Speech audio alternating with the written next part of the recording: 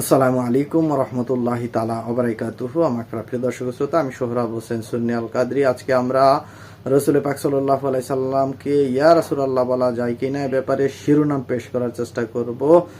তিরমিজি শরীফের হাদিস আসসালাতুল কাবলাল কালাম। রাসূল পাক সাল্লাল্লাহু আলাইহি ওয়াসাল্লাম ইরশাদ করেন, এক মুসলমান আরেক মুসলমানের সাথে যখন দেখা হবে আগে সালাম দিবে তারপরে কথা বলতে। কিন্তু ইবনে মাজাহতে রয়েছে সাহাবায়ে কেরামগণ নবী করিম সাল্লাল্লাহু আলাইহি ওয়াসাল্লামের ব্যাপারে বলতো কুলনা ইয়া রাসূলুল্লাহি আসসালামু আলাইকুম, অর্থাৎ রাসূল পাক সাল্লাল্লাহু আলাইহি ওয়াসাল্লামের সাথে যখন কথা বলতো তখন আগে কথা বলতেন তারপরে সালাম দিতেন।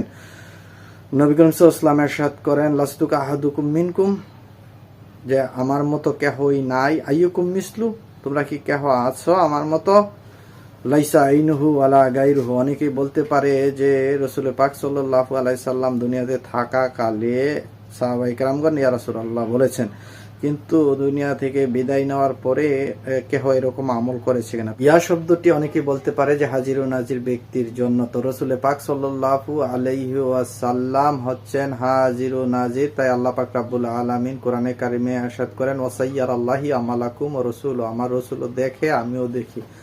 আল্লাহ কন্ডিশনাল কথা বলছেন, আন নবিয়্যু আউলা বিল মুমিনিনা আনফুসিকুম, মুমিনের কাছে রাসূল পাক সাল্লাল্লাহু হাজির ও নাজির, যারা মুমিন নয় তাদের কাছে হাজির ও নাজির নয়। যেমন সুন্নি মুসলমানগণ, আহলে সুন্নাত ওয়াল জামাতের আলেমগণ, ওলি আল্লাহগণ রাসূল পাক সাল্লাল্লাহু আলাইহি ওয়াসাল্লামকে স্বপ্নের যুগে সাক্ষাৎ হয়। যারা বাতিলপন্থী গুমরাহ হাজির ও নাজির মানে না, তারা কখনো জীবনেও রাসূল পাক সাল্লাল্লাহু আলাইহি ওয়াসাল্লামকে স্বপ্নের যুগেও দেখে না, তারা হাজির ও নাজিরও মনে করে না। তো প্রিয় দর্শক শ্রোতা, নবী করিম সাল্লাল্লাহু আলাইহি ওয়াসাল্লামের ইন্তেকালের পরে কেহ ইয়া রাসূলুল্লাহ বলে সম্বোধন করেছে কি না সেটা আমাদের জানার দরকার। নবী করিম সাল্লাল্লাহু আলাইহি ওয়াসাল্লামের সর্বমোট নাম হচ্ছে ৩০০০, এর মধ্যে ১৪০০ নাম হচ্ছে আসমাই সিফাত।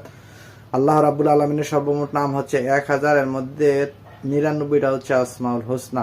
অনেকেই বলতে পারে রাসূল পাক সাল্লাল্লাহু আলাইহি ওয়াসাল্লামের বিদায়ের পরে কেহ আমল করেছে কিনা। প্রিয় দর্শক, নবী করিম সাল্লাল্লাহু আলাইহি ওয়াসাল্লামের বিদায় হয়েছেন ১১ হিজরি ১২ রবিউল আউয়াল। এর ১ মাস ২ মাস পরে হযরত আবু বকর সিদ্দিক রাদিয়াল্লাহু তাআলা আনহু ৩০,০০০ সৈনিক অর্থাৎ ৮০০ কিলোমিটার দূরে ইরাক গিয়ে তারা বলেছিল ইয়া মুহাম্মাদান। তাছাড়াও আব্দুল্লাহ ইবনে আব্বাস রাদিয়াল্লাহু তাআলা আনহু, তিনি তায়েবে বসবাস করতেন, সেখানে ওনার প্যারালাইসিস হয়েছিল, তিনি ইয়া মুহাম্মাদান বলে মালিশ করেছেন এবং তার প্যারালাইসিস ভালো হয়েছে। আব্দুল্লাহ ইবনে ওমর রাদিয়াল্লাহু তাআলা আনহুর প্যারালাইসিস হয়েছিল, তিনি ইয়া মুহাম্মাদান বলে সে আমল করেছেন এবং এক অন্ধ সাহাবী তিনিও ইয়া মুহাম্মাদান বলেছে। এগুলি তরবানী শরীফ এবং আল বেদায়া ও নেহায়া পঞ্চম খণ্ড, মৌজামে কবির, মৌজামে সগীর, মৌজামে আওসাত সহ বহু কিতাবের মধ্যে প্রমাণ রয়েছে।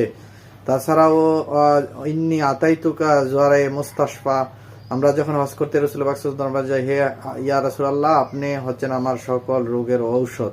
ইয়া শব্দটি হলো ৫টি লেটার রয়েছে আরবিতে, ইয়া, আয়া, হায়া, আয়, এরকম ৫টি লেটার রয়েছে। যেমন ইয়া আল্লাহ বা ইয়া রাসূলুল্লাহ, এগুলি দূরে এবং কাছে বোঝানো হয়। রাসূল পাক সাল্লাল্লাহু আলাইহি ওয়াসাল্লামকে ইয়া রাসূলুল্লাহ বলা সম্পূর্ণ জায়েজ। যারা বাতিলপন্থী তারা কখনো বিষয়গুলিতে ইয়া শব্দ রয়েছে সেগুলি বাদ দেওয়ার চেষ্টা করে। যেমন ইয়া মুহাম্মদ মুস্তাফা নবী সাল্লাল্লাহু আলা, ইয়া মুহাম্মদ মুস্তাফা নবী সাল্লাল্লাহু আলা,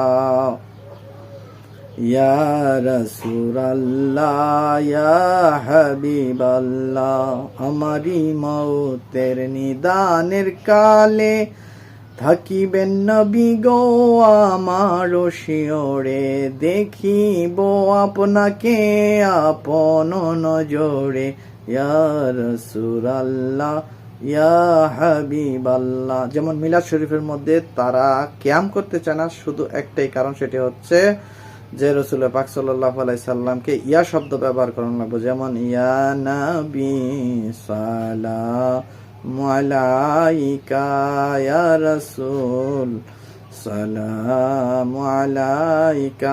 আল্লাহ যেন এই বেদাতপন্থী তৌহিদি জনতা যারা নারায়ে তাকবীর আল্লাহু আকবার, দ্বীন ইসলাম জিন্দাবাদ, বাংলাদেশ জিন্দাবাদ বলে, তাদের থেকে আল্লাহ আমাদেরকে হেফাজত করুক।